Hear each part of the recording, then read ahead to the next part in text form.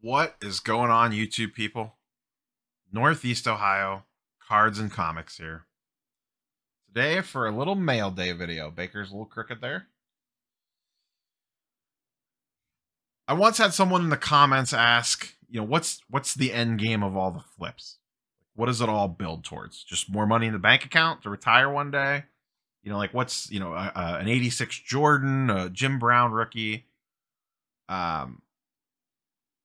And today I am lucky enough to check off one of what I would consider would be an end game item for me.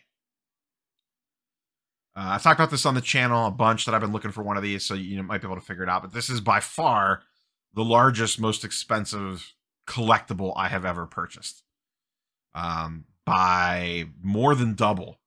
The leading candidates before this were the Vlad Blue Refractor for 2.1 and the LeBron Topps Chrome PSA 8 for about the same price, just over 2K. I'd been setting aside, percentages of cash as I made flips and deals and, content creator stuff and just slowly build up the pile. And I've been watching the prices on these for a while. They shot way up, missed the window. Thought I missed the window to ever own one of these in a decent grade. They've recently pulled way back. I've talked about it a bunch that I think it's a good time to dive back in again. To be frank, it could go up, down, all around. I don't really care. I feel like I got in at a decent price. It could go down lower. It could go back up again. But I felt now was a good time to pull the trigger on one. I wanted to get this monkey off my back. There's a lot of other stuff that I've been looking at buying, but I said, no. I got to the point where I had the cash, and I said, let me knock this out, and then I can move back on to the smaller things. But let me get this one off my back. I have it sitting on the desk. I'm just really excited just looking at it. So let's go ahead and get into it. Like, comment, subscribe if I haven't said it yet. All the YouTube stuff down below. But it is not a sports card. Probably not a spoiler for most of you. But finally tracked one of these down. Giant size X-Men number 1. Absolutely monster X-Men key. By far the most valuable collectible that I own now. In a pretty decent grade. We'll get to that in a second. For those that aren't familiar with it, that come here for the sports cards content. So the X-Men team was originally Cyclops, Jean Grey, Angel, Iceman, and Beast. A while in, the line got a little stagnant. They didn't know what to do with it, so they shuffled it up with a new team. This issue was the debut of the new team. So this is like a quadruple key. It is the first appearance of Nightcrawler, the first appearance of Colossus, the first appearance of Thunderbird, the first appearance of Storm, and the second, this is, I'm not even going to go down this path, we'll just keep it simple, the second full appearance of one Wolverine. This was a special issue, so it says Giant Size X-Men number 1 that debuted a new team. And then this team would run, or versions of this team would run for a while. Probably the most iconic X-Men run basically begins with this issue and goes on for a while. Probably, I forget how many years, but basically from this point on is when the X-Men established themselves as being, one of the dominant powers in Marvel Comics. So, pick this up in a 7.0 and a little bonus here, white pages, which you don't see a ton of these in white pages. A lot of off-white to white, cream to off-white. There's all the detail. Whoops. All the details there. First appearance of new X-Men, Storm, Nightcrawler, Colossus, Thunderbird. Second full appearance of Wolverine. But really nice looking 7 in my opinion. I'm not like the biggest comic book grader in the world. There are definitely some issues. A little bit of a spine roll. Like you can see a little bit more of the spine on the side here than I would like. This is a tricky grade because the reason it's called Giant Size X-Men is because this is like the length of 3 comic books in one. This is a very, very thick comic book, more so than a regular issue. So the spines have the tendency to have a lot more issues with them. But 7.0, white pages. The front looks very solid. There's a couple little, I don't know the appropriate terms for it, but little, issues there, a little issue there, nothing crazy. Like I said, the spine's a little more showing than what I would like, but overall I'm fine with it. And then on the back, there is a little staining. We have a stain there and another little one there, but nothing significant in general. The back looks pretty clean. So no complaints here. The stain on the back, I don't really care about. You're never going to see the back. But yeah, a little, some little stuff here. Once again, this is a 7.0. This is not, it's not meant to be perfectly pristine, because for reference, so I'll just say it. This cost me 4.6K. These got as high as 6K in this particular grade for a while. They've pulled back recently, and this right here. They've pulled back recently, and I just felt now was a good time to grab one. For reference, a 9.8 of this, which is extremely rare. There's not a ton of them. Let me look at what the census is. I don't remember off the top of my head, but I have it up. There's only 199 of them in a 9.8. A 9.8 of this goes for, I think, 50 to 60,000, give or take. I could be wrong on that. I don't remember the exact last sales on it. Let me check GPA really quick. About 60K. 50 to 60K is about where these sit. Last few sales were 60K, 72,000, and 50,000 over the last couple months.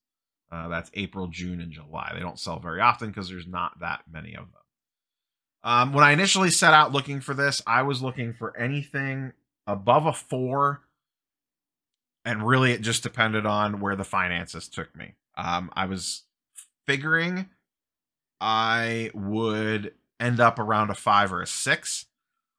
And one of the frustrating things in finding this was, and maybe this is just me coming from the sports card sides of things, was trying to find someone that was willing to work off current prices. Like I said, this book has dipped a lot the last 2 months, last 30 days, really, 30 to 60 days. This book has dipped. And a lot of people that I talked to wanted to sell at June and July prices.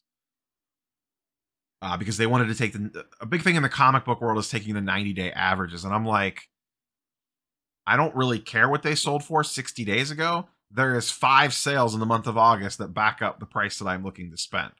People just would not move on it. Most people. I shouldn't say all. Most. It was very, very hard to find someone wanting to move one at realistic prices other than waiting out eBay auctions. So I missed on a couple eBay auctions. Couldn't find stuff. Either got outbid or couldn't find a grade that I liked. Or a lot of times you'd find the grade. And this was absolutely a case of I'm going to use a sports card term here, buy the card, not the grade, buy the comic, not the grade. I was very particular about what was in the case, not what was on the case. I didn't care about the number that much. I cared about how it presented. So there was some stuff in 6s, 6.5s, 7s that I probably could have got a slightly better deal on, but there was something about it that I didn't like. Maybe something distracting on the front cover, whatever. A major crease on the front. I wanted something that looked pretty good. White pages was a nice bonus. I didn't have to have it because usually in this era of books, it's fine to go. The number in the corner matters more than the off-white to white and all that. For the purposes of this, there are 800 in a 7.0, and there are 4,800 graded higher.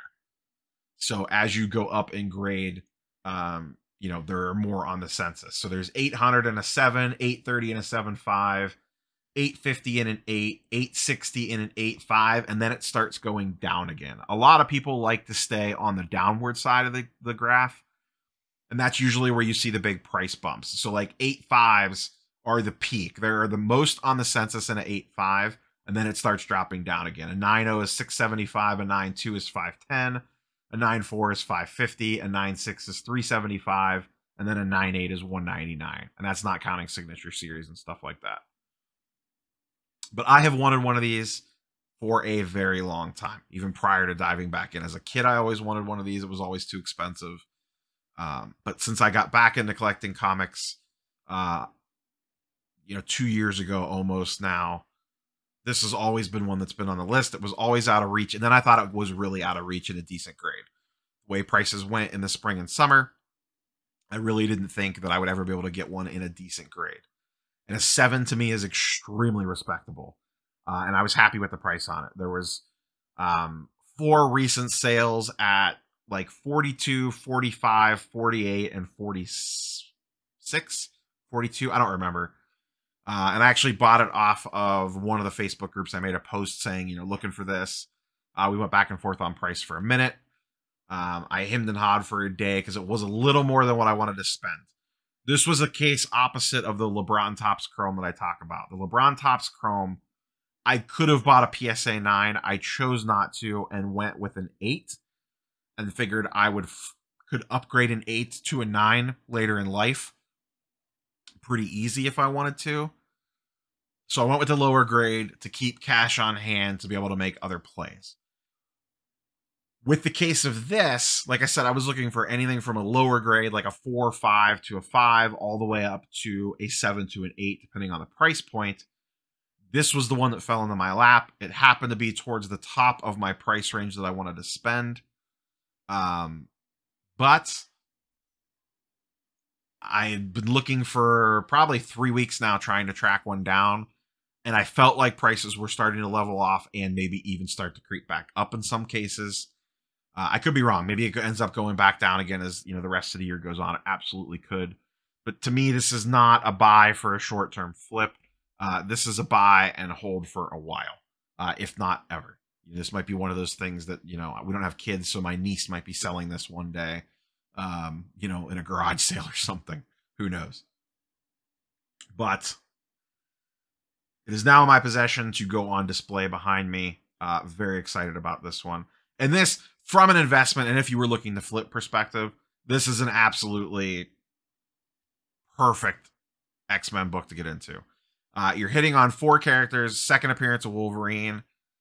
It's dipping a little bit, and X-Men are coming to the MCU. And when the X-Men come to the MCU, all this stuff is going to go crazy. And this is one of the most important X-Men keys that exist. And as a major X-Men fan, this is a massive one to cross off the list. This is right up there, if not ahead of the LeBron Topps Chrome rookie, which is actually right behind it. It's sitting right back there right now. But this is on that level to, if not higher than that level in regards to a PC pickup. So that's all I have for you guys and girls today. This was the end game. Someone once asked, what's the end game? This is it. It's nice to knock off these big PC purchases every once in a while. They don't happen often. And now I'm in reset mode. The funds are depleted for the most part. I have a little reserve of fake money still sitting that I always keep off to the side as like a deal comes up that I cannot say no to. So I still have that. But the PayPal balance is empty. So I need to build that back up again. So I'll probably be a little quiet on the buying front for probably at least the next month or so, or I will need to move some stuff, which is fine. You go through these cycles where you have it, and you're not spending it, and then something comes along and wipes you out, and then you build it back up again. That's the game. It's the game that we all play. So Grail acquired, a big one off the list. Super excited to have this one. And I'm just going to go stare at it for a while. So like, comment, sub, catch you guys and girls on the next one for tomorrow's Sunday morning video, week in review. We didn't even say this for Marvel Monday. I didn't want to wait till Monday to talk about this. So we'll catch you guys and girls on the next one. Peace.